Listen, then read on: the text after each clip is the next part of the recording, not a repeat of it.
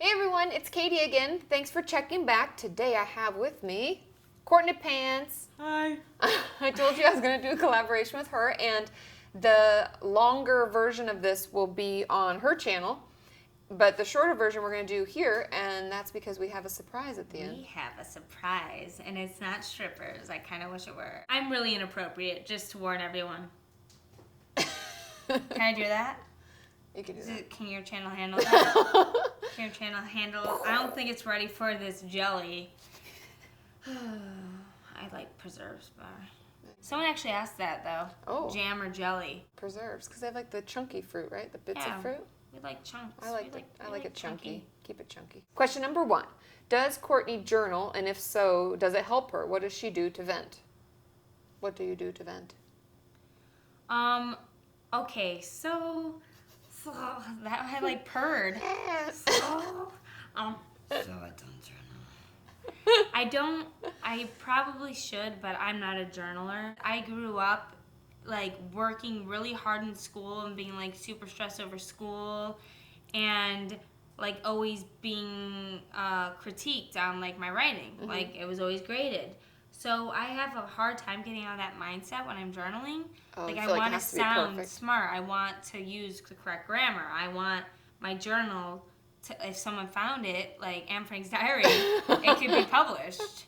Like You want to make sure it's... Yeah, I want to make sure it's good. So then journaling just becomes, or I think I journal and I'll just like swear a bunch. I'll just have a Tourette journal, or it's just like, fuck you, journal. Like, God damn this journal. God damn this stupid fucking journal. I hate it. I hate journaling. I literally wrote that in one of my journals that I had to do. I vlog. Like, I talk to you guys. I talk to my fans. Well, not my fans. That sounds so... I don't have fans. I talk to my friends. Yeah. Which are you. Well, not you, but you could be my friend if you want. It's like verbal journaling. Mm-hmm. Or like journal in the form of dance moves. Mm. Do you We'll ever have to do see that? those later. I mean, you can work on Do our you moves. journal? Not anymore, really. But I you probably did? should. Yeah, I did for a long time. Like, I kept a diary since... Oh, yeah. From, I don't know, when I was like maybe 8 or 10, all the way through high school. Oh, my gosh. Yeah, every day. They're like, today I went to grandma's. And that was it. Like a midget dick. I don't know what that means. We'll cut that out. Okay, question number 2. What is it like having your therapist online and popular? Not really that popular. Don't cut yourself short. That would be like a midget dick, right? Yeah. You're not a midget dick.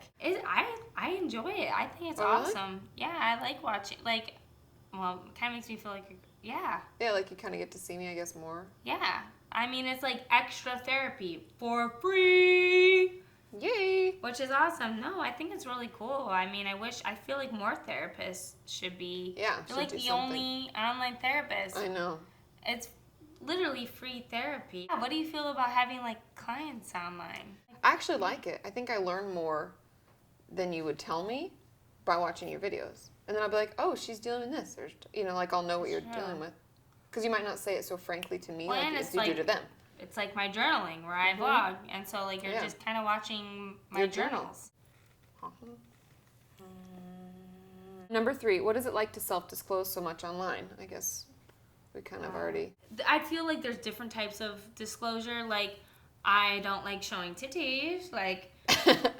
Not self-exposure. Yeah, like no self-exposure online. But to a certain degree, sometimes I feel like people disclose too much for like attention or to gain views and whatnot. I honestly do it in the hopes that I can like help other people that are like suffering from similar problems or situations. Because that's why I went on YouTube and the internet, was to find someone I could relate to, someone that maybe would understand. I feel like that's why probably a lot of people go on. So like knowing I can help just one person or like make someone else feel normal or like they're not alone. That they're not alone for just a moment, like it makes me happy. And I love the feedback. It helps me. Like it helps. We're helping it. It's a mutual, what's that? I learned that in like science. A symbiotic relationship? Oh my God. I don't know if it's a symbiotic one. Well, yeah, because isn't that Is when this like the plant will need the bug to survive and the bug will need the plant to survive, right? They both have to. I literally learned that in environmental science. Yeah, symbiotic. You guys were in a symbiotic relationship. We should play like charades. Question number 4. Oh, geez, what is this? I was wondering. This is the one that was like really. Oh, okay. Number. Just Okay, I was wondering at what point I need to worry about developing an eating disorder. I have medical issues at the moment, sorry, TMI, where I vomit often. But lately, I kind of think I'm making myself throw up more on purpose because I feel like I'm getting fat from the antidepressants I'm on, and I figure if the food doesn't stay in my stomach, then I won't get fat, question mark, ugh.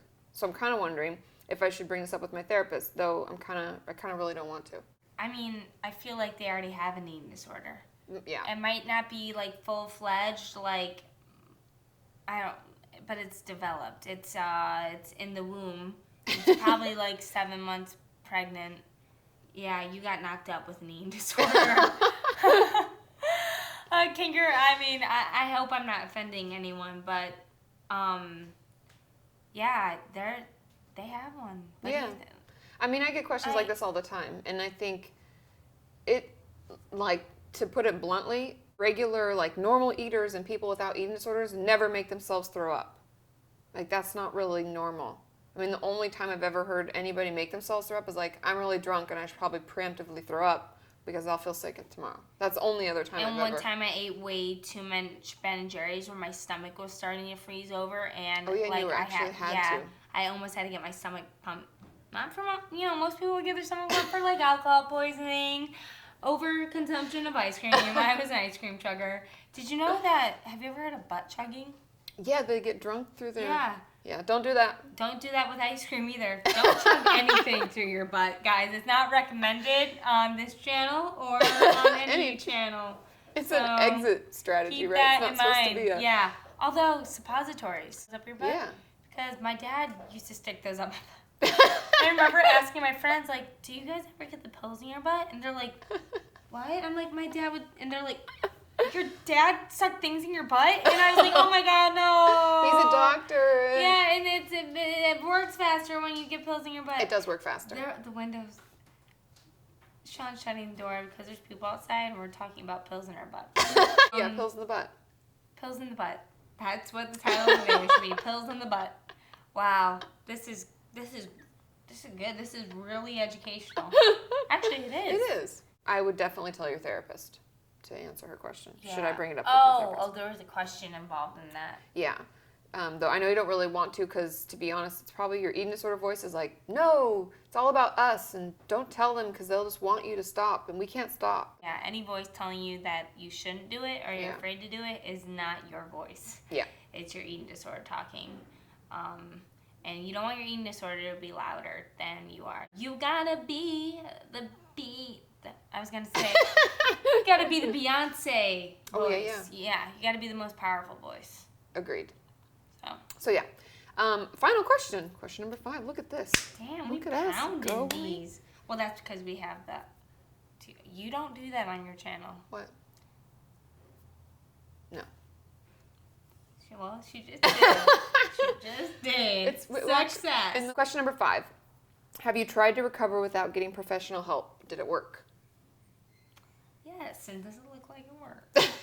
I spent most of my life trying to recover without professional help because we always think that we can do it on our own. Mm-hmm.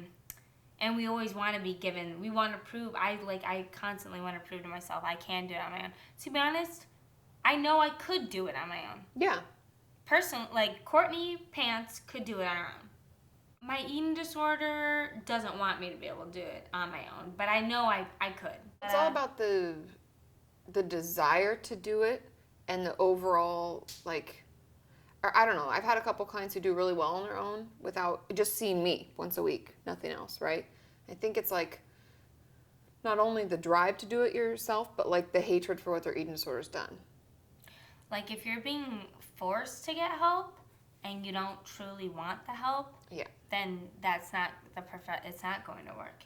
You have to truly want to get better. You have to truly want to change in order to actually change. Yeah. When I was younger and I was like, my dad told me he was going to send me away, I was so mad. And I was like, no, I want to live. I want to be a kid. And I just snapped out of it for I thought I snapped out of it. I really didn't. I think I just went into another eating disorder. Probably, possibly. Like, Sometimes it'll morph. Metamorphosis, not into a butterfly. But No. Into like a moth, because I hate moths. And it's a lot of work to do it on your own. It's easiest if you want to get better and you have the help that you need. And if you can't hold yourself accountable. Yeah. I feel like I kind of went to an accent there. A little bit. You need someone else to help you. And that's why I have therapists, is so I'm held accountable. Exactly. And I don't know, a lot of times I feel like people with eating disorders need another type of love. Mm-hmm. And I have to get out of it, snap out of it. I don't know, it's nice to have someone to confide in. Yeah. And to talk to and who will listen, to you. I feel like everyone needs a therapist. Yeah, I see a therapist. Yeah, like Everybody. therapists see therapists. And like I say on my channel, I don't care who you are, where you're from, what you did, as long as you have a therapist. You know it. I do. I watch your videos. Look at that. Are we? Did we? We're done. We're done. Dirty hands are now still dirty. This one's going to be a little bit quicker. The long one was on Courtney's channel. Mm-hmm. But not really. So we'll pretend it's on mine, but it's actually on yours. Okay.